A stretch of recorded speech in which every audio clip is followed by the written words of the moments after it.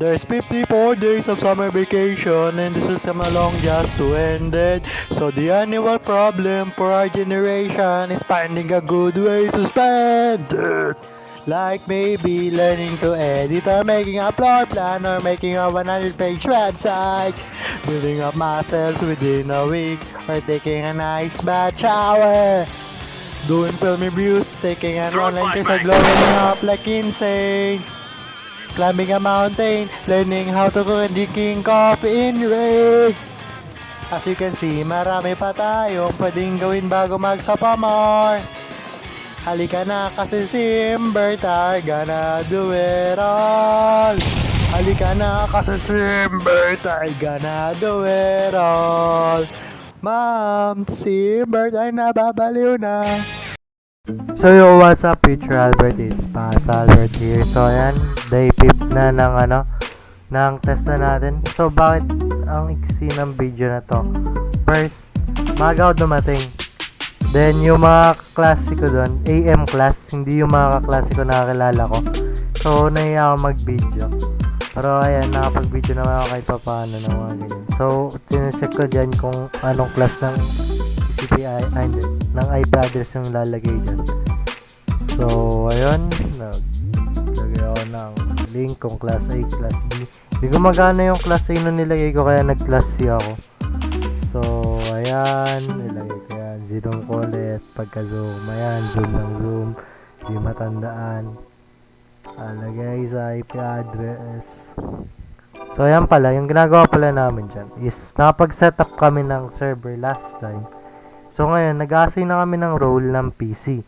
So ano nga ba yung role ng PC? Yung role ng PC connected siya by Ethernet cable to the server. O yung ginagalawan kong PC na yan. So yung sa PC na yan, nag-aalaw tayo ng roles kung ano yung role ng computer na yan. Kunyari, pwede siya pwede ma-view yung files niya sa server.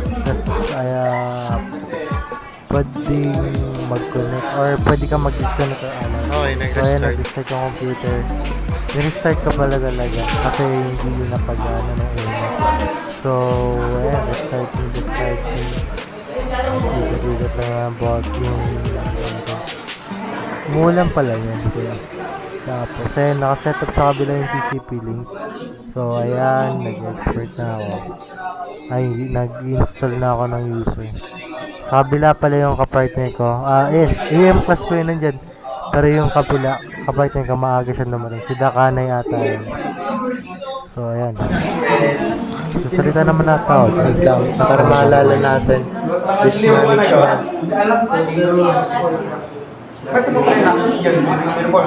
Dito.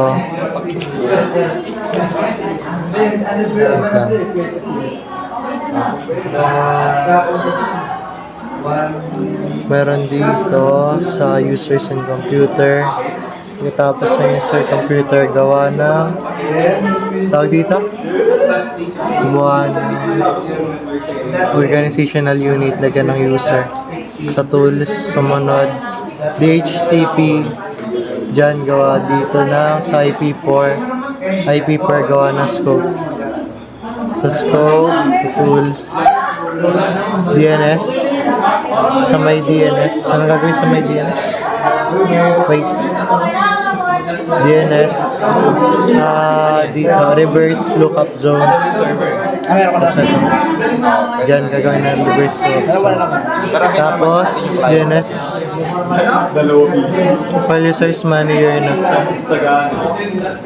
File users manager, file screening, file screen. Dito, walang file screen. Pero dyan. Eto. Next, dyan sa tools.